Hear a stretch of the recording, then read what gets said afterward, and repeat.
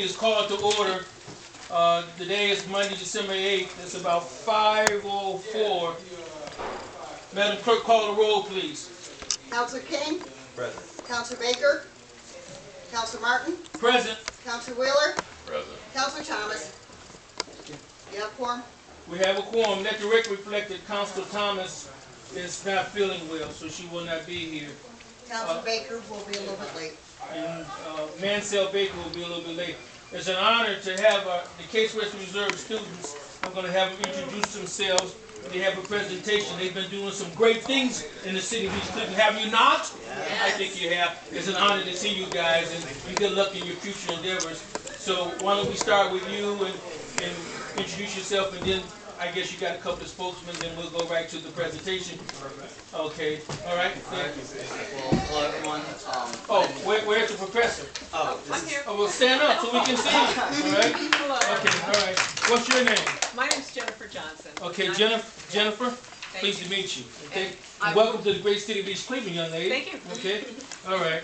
Our Now, neighbors. did you work with Brandon King and Travell Harp? Brandon. Well, let's give Brandon a round of applause. All right. All right. He's a good council person. He's not. Absolutely. Okay. Are we ready?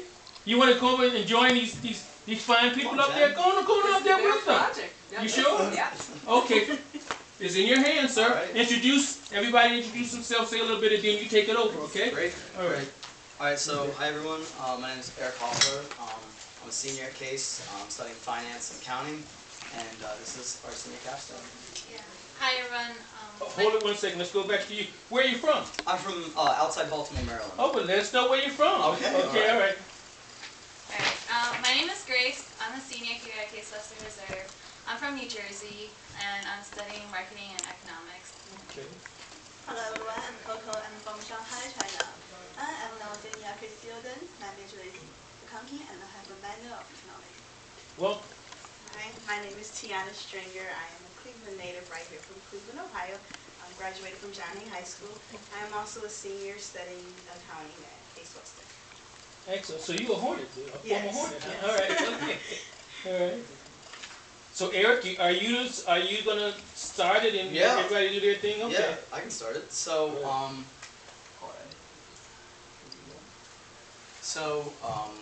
when we originally met with Brandon and Tracy, we talked a lot about the issues that the city was facing. And one of the main issues that we centered on was revenue generating ordinances and cost drivers that the city was facing. And just to begin that, we identified three main stakeholders: the city, the citizens of East Cleveland themselves, the businesses and enterprises that were located in East Cleveland, and then the council members themselves. And then from there, we spent this entire semester developing recommendations as to what to do with the findings we researched. And then that was the first project we worked on. And then the second project we worked on related to competitive council member salaries. We looked at a lot of different cities and felt that based on the population size and relative compensation, that it'd be beneficial to increase the council members' salaries and to a more competitive level to retain council members and motivate them in the work that they do with the city. Well, Eric, can I ask you a question along that line? Since Sure. that piqued everybody's interest. What range did you come up with?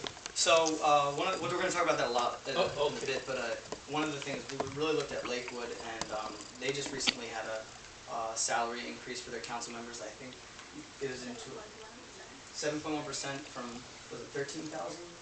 From 13,000 up.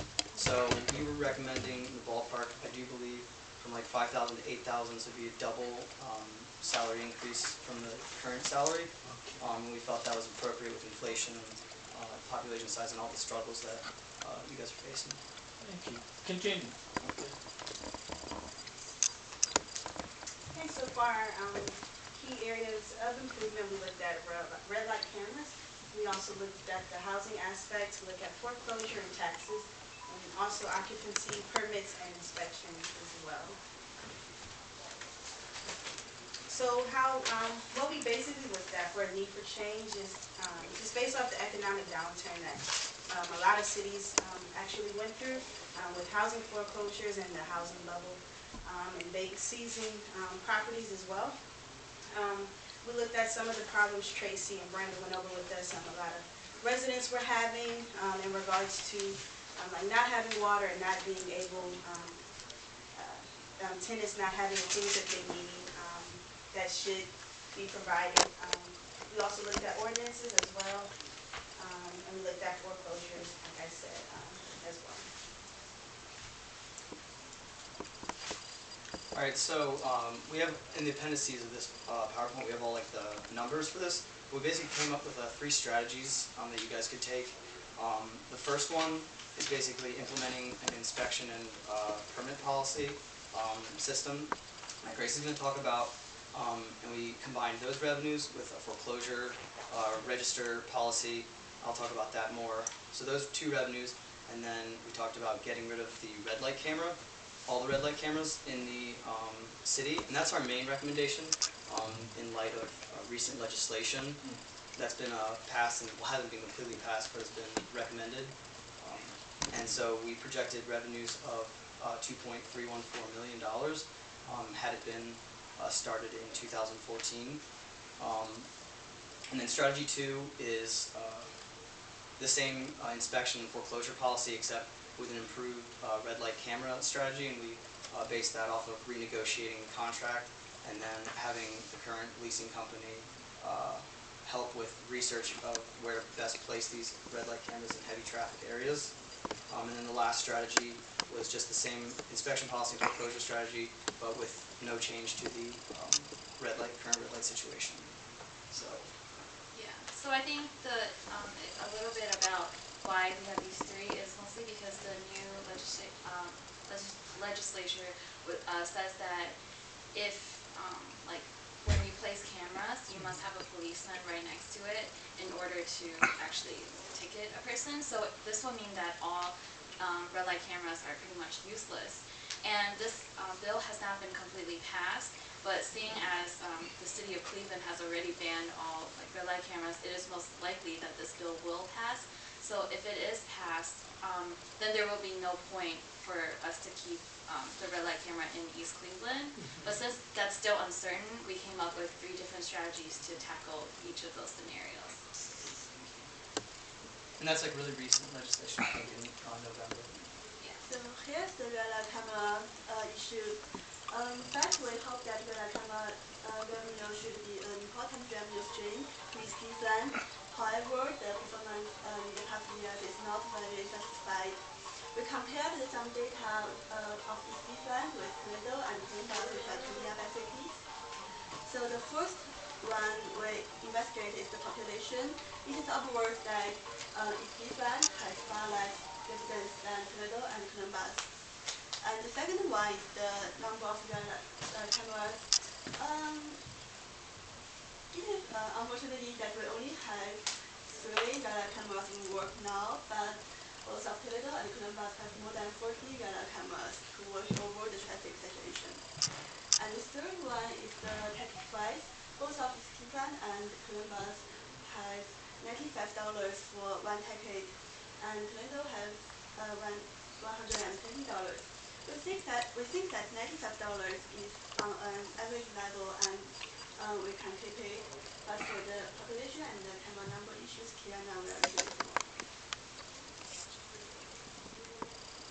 Okay, so the big question to ask is, why is East Cleveland's revenue so much lower than the 2 cities that we compare, which were Columbus and Toledo? The obvious first answer is that Toledo and Columbus have much bigger populations. So with that, they have, so East Cleveland has less cars, less number of red light cameras as well. Even 3 cameras compared to Toledo and Columbus, who have over 40, that's a huge difference as well.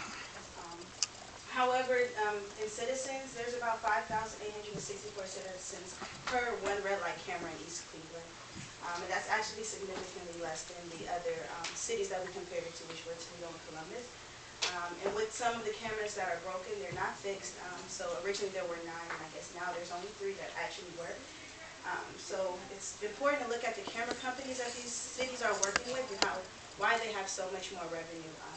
We thought that was a key factor to look at. Both Toledo and Columbus use the same ticket company, which camera companies, which are Redflex.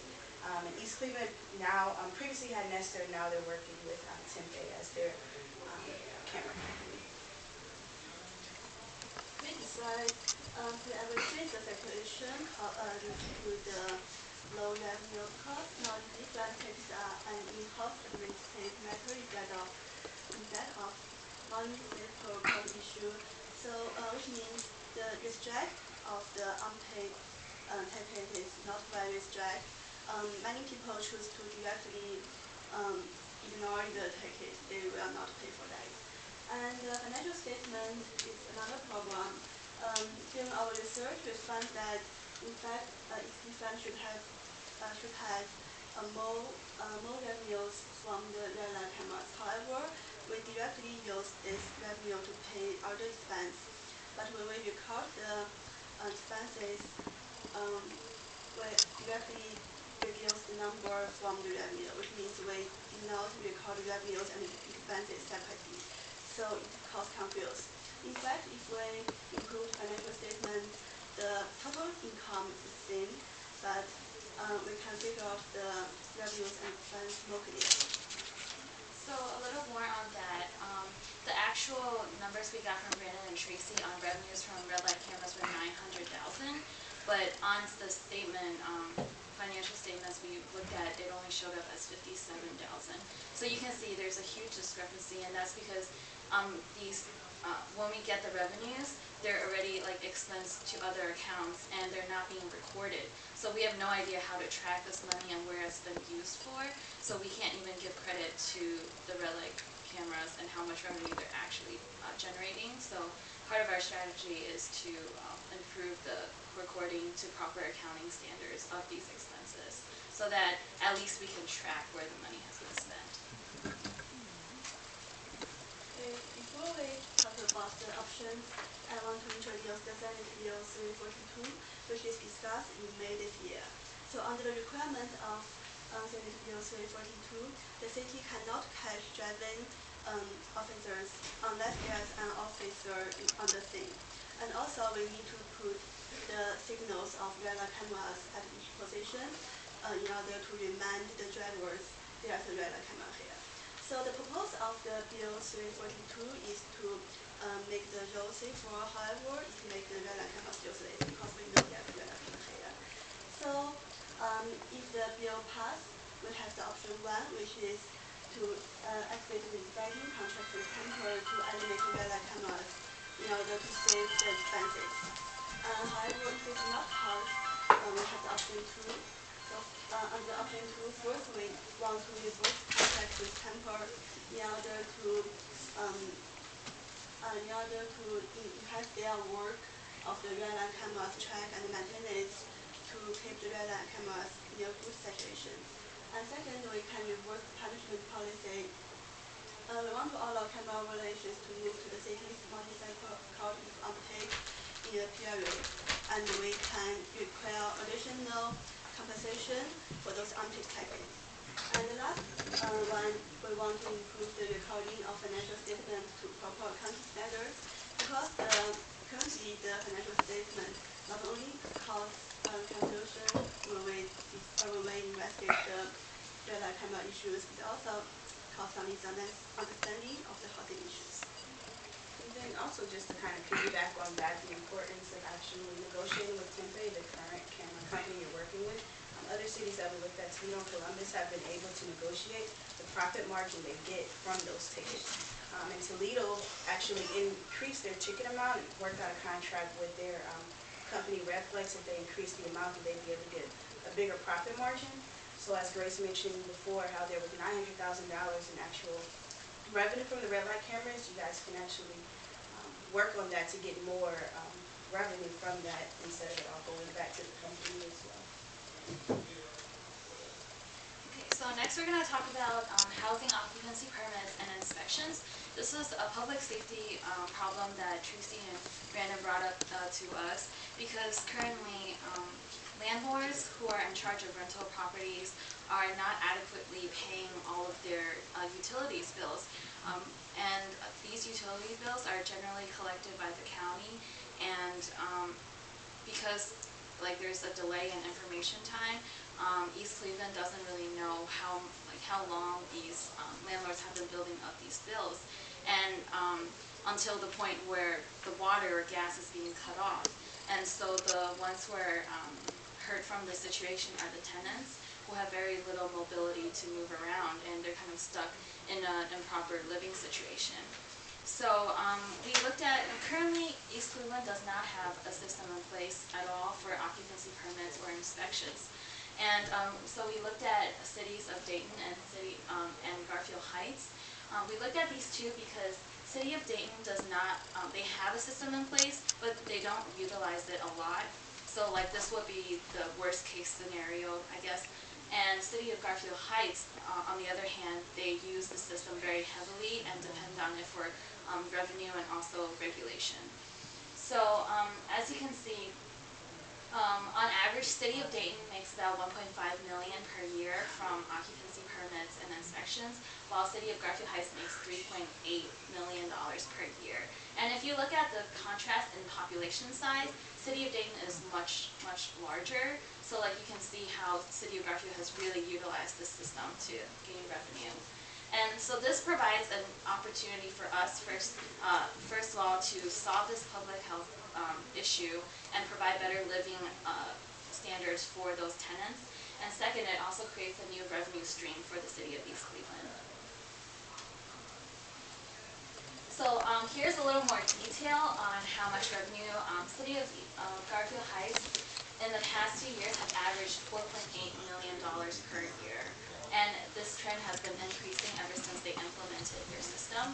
And City of Dayton has made an average of $1.2 million per year and hasn't really increased that much. Based on these data, and we did some calculations that are like placed in the appendix and how we got the ratios. We won't talk specifically about like those ratios, but based on our calculations, if we do it by Garfield Heights model, this could mean a $2.4 million revenue stream for East Cleveland. But on the other hand, if we do it based on like a Dayton and more laid-back model, then it could mean around $189,000 per year. So there is quite a bit of gap, just depending on how heavily the system will be enforced.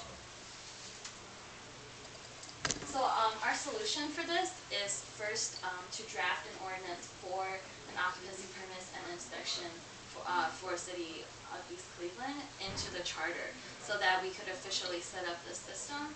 And second, to include a specific fee schedule. For example, we found that in Dayton and Garfield Heights, they have an initial registration fee of $100 per rental unit home.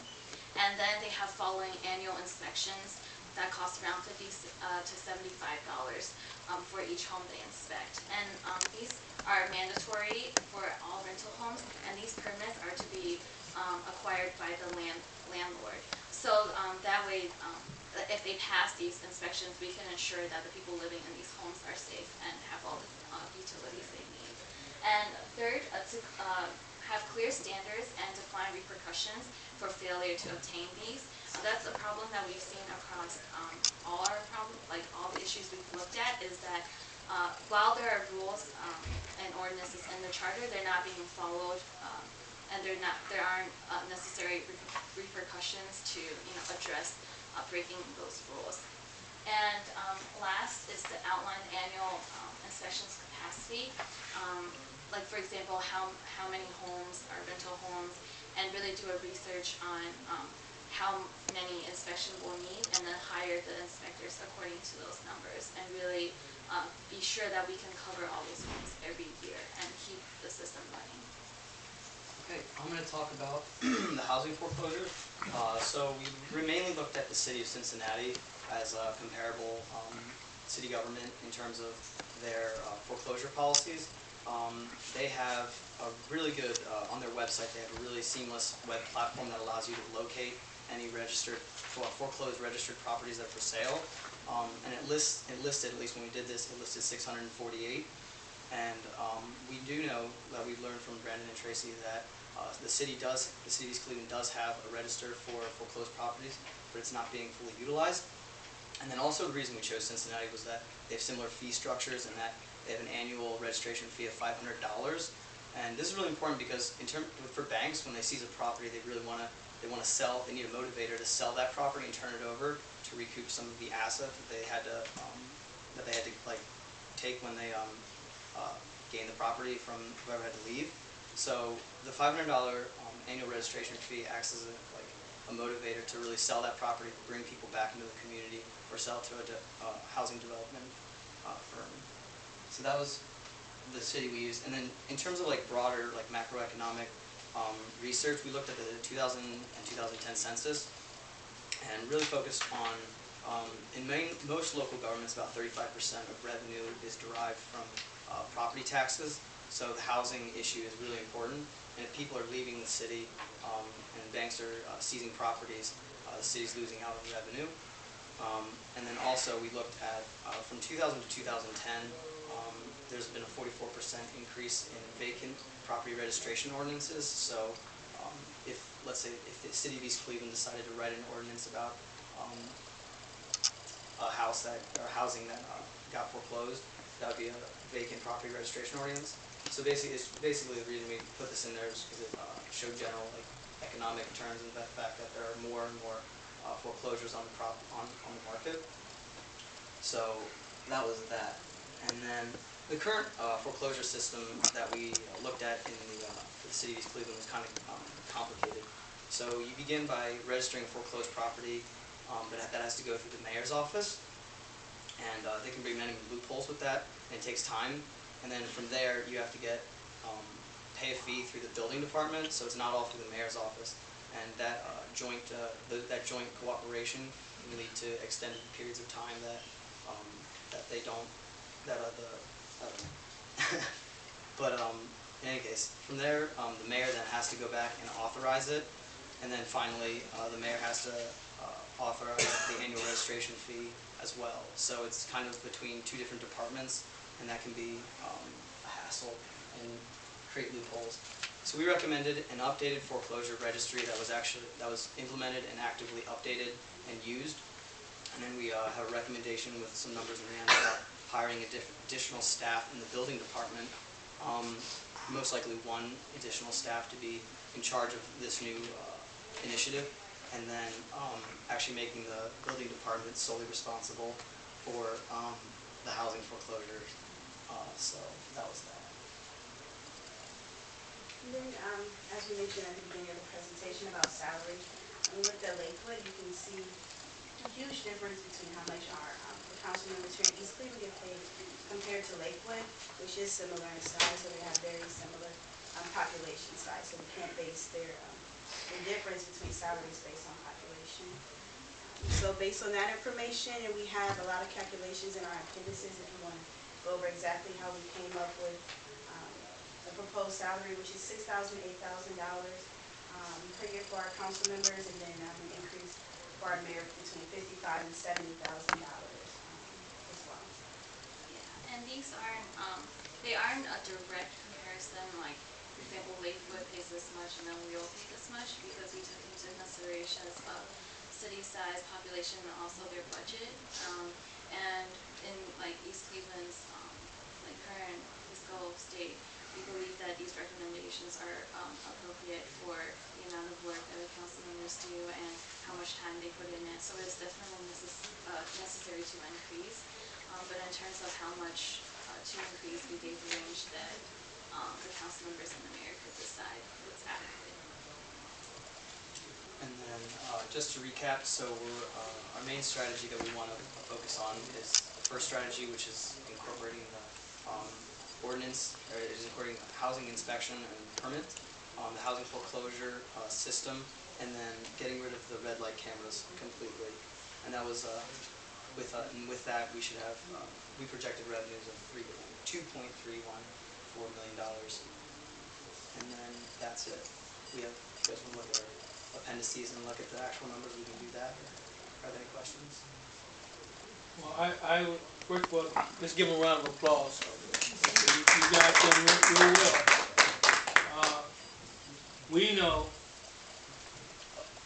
the council people in citizens know that one of our major problems with the red light cameras is what you stated.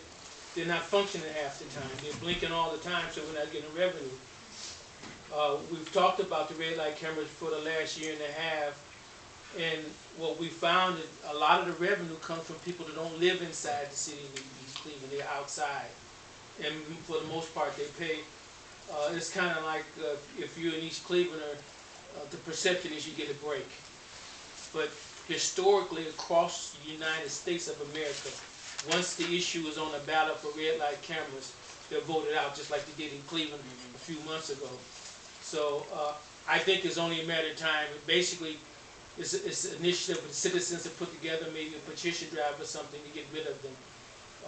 The last time we had a real voiceful conversation around the cameras, the people were kind of afraid of losing certain things. But now that the example has been set in Cleveland, once it's on the ballot, they're gone. Okay, they're not popular anywhere.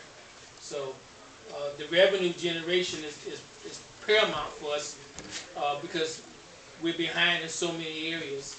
So this information is something that we can collaborate on as the administration and the council to try to act on, because we need to get some new revenue in the city. Plus, in the whole process, the citizens want services. They want the streets paved. They want the potholes filled in. They want this. They want that. And right now, we can't provide them with that. I wanted to ask you, and I'll yield to my colleagues, is one of the strong terms that's being discussed not only in this area, but across the country, is gentrification. Are you guys familiar with that? Are you familiar with that, Eric? Gentrification? Gentrification. I think I've heard it before. Are you, young lady, are you familiar with gentrification? Sounds good. Okay. Well, it's basically people move into the city and everything goes up. It's either displacement or revitalization. And I think that with us being right next to where your school is, and being right next to University Circle, where there's billions-dollar development going in, there's only a matter of time. Matter of fact, a couple of businesses are moving in right now. A year and a half ago, we built University Circle built the Circle East there in Lakeview and Euclid. Well, Case is moving in further down to a place called Mickey's, so it's coming in. But when you hear the discussions, not only in this area but nationally, the trepidation or the uncertainty is that people start moving in, the properties go up, and then the people that've been there for a while basically get moved out or priced out. So I just wanted to throw that out to you. Then I'm going to yield to my colleagues. Okay? Okay, Brandon. Okay. Thank you for doing this research for the presentation. I wanted to ask you in regards to the housing inspection. You looked at Garfield and Gate. Can you tell us how they implemented that? Like what was the size of their office? How many people did they have working in it? So I called one of the ladies at Garfield Heights. I think I just got like one of the secretaries or someone in the office, and she said their inspection department was only like 2 people, but that was good enough to do 2 full-time people. That's what she said. And then that was the extent of our conversation for that. And I think, like, administratively, it's adequate, just like Eric said, to have 2 people manage everything and know, like, all the rental homes, and then the actual inspectors are separate, and that depends on the city size and how many rental homes, which is a lot different from Dayton. We can't really base it off of them because they're a lot bigger.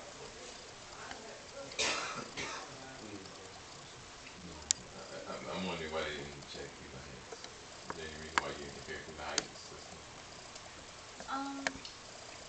I think in general we were trying to like get a really diverse mix of different Ohio cities in, and we used Cleveland Heights for the red light cameras. No, we used which one did we use? We used Garfield Heights because when we talked to Brandon and Tracy, like Garfield Heights just came out of a fiscal emergency, and they just started implementing the system, and we thought they were the perfect like model to work off of. But we also didn't want to base it on just one city, so that's why we threw in Dayton there.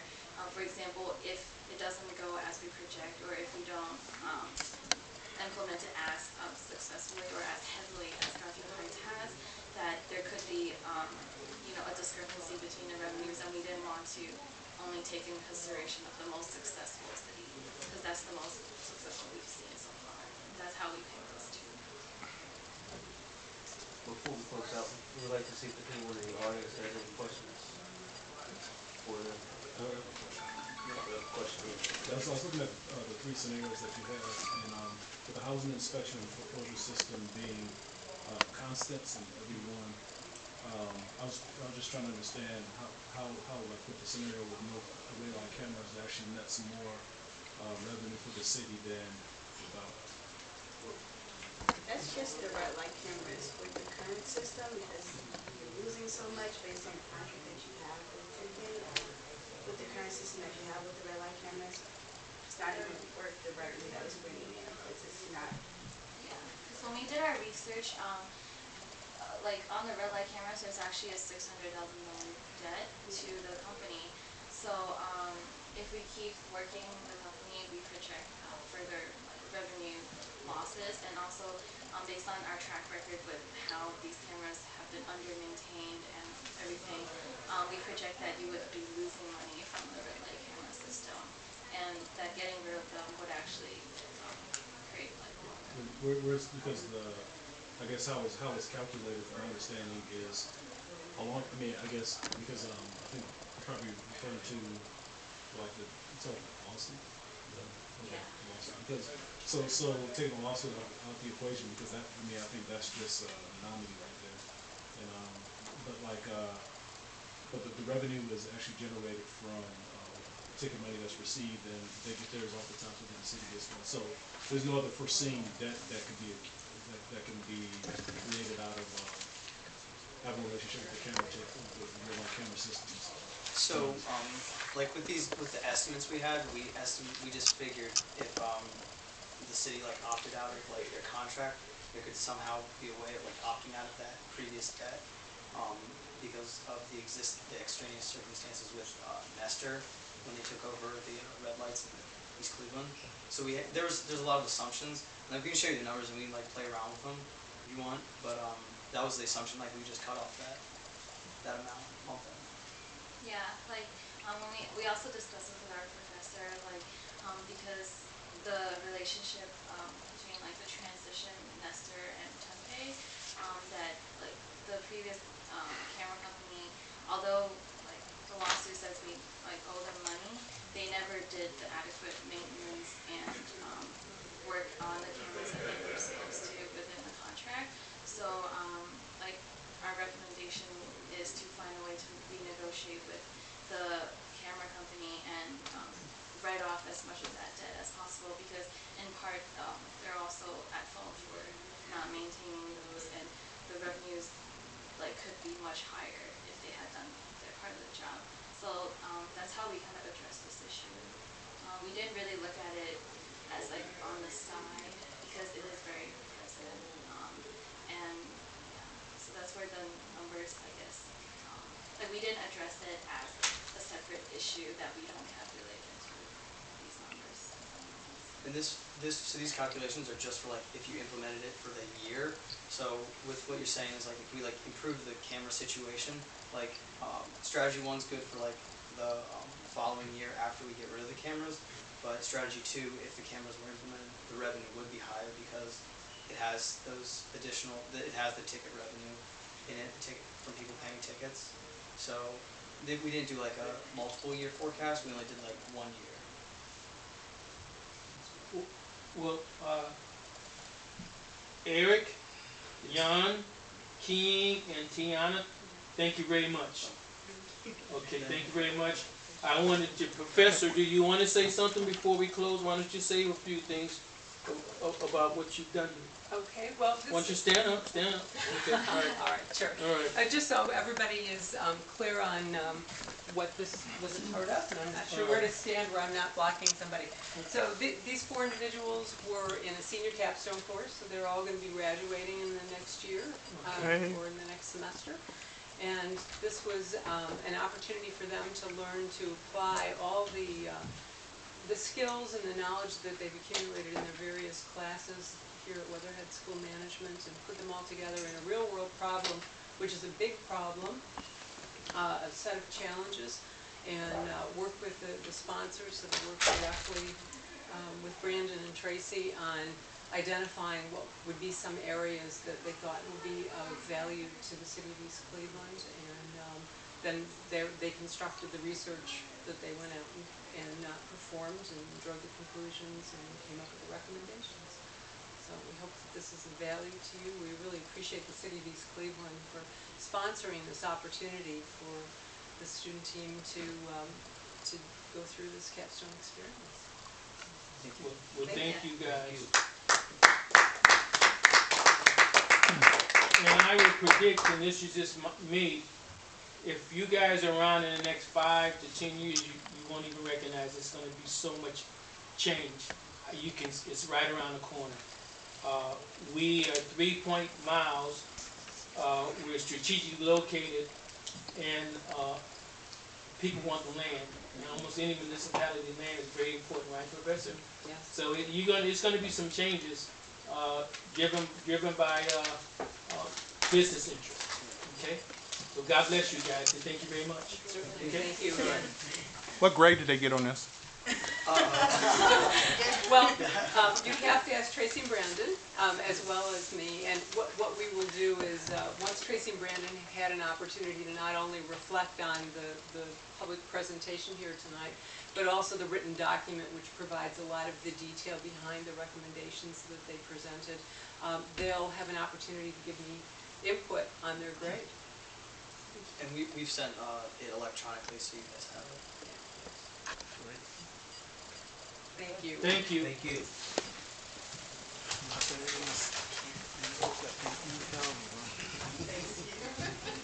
Okay, look at what I'm doing.